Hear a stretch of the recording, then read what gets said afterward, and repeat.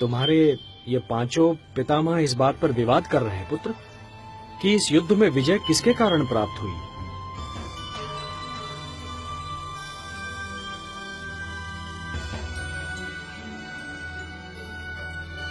सोच समझकर उत्तर देना पौत्र। न जाने किस आधार पर आप सब अपने आप को इस युद्ध का नायक मान रहे हैं।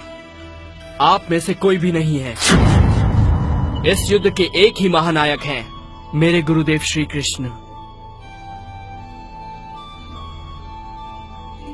मुझे तो पूरे युद्ध में गुरुदेव श्री कृष्ण और उनके सुदर्शन चक्र के सिवा और कुछ नहीं दिखाई दिया।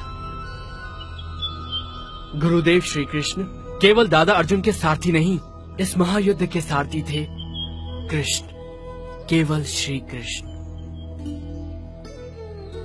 हे वासुदेव, हे केशव, हमें क्षमा कीजिए।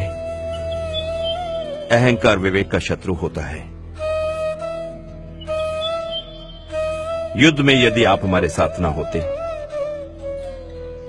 तो हमें विजयश्री प्राप्त न होती।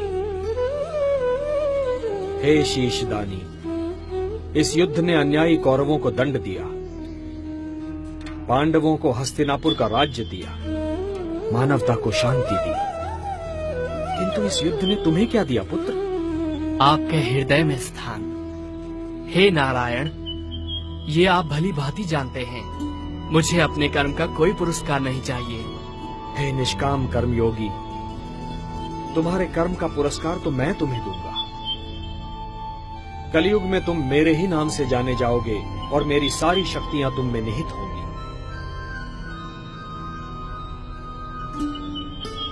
जो भी मनुष्य तुम्हारी पूजा करेगा उसकी सारी मनोकामनाएं पूर्ण होंगी। मेरे लिए क्या आज्ञा है प्रभु?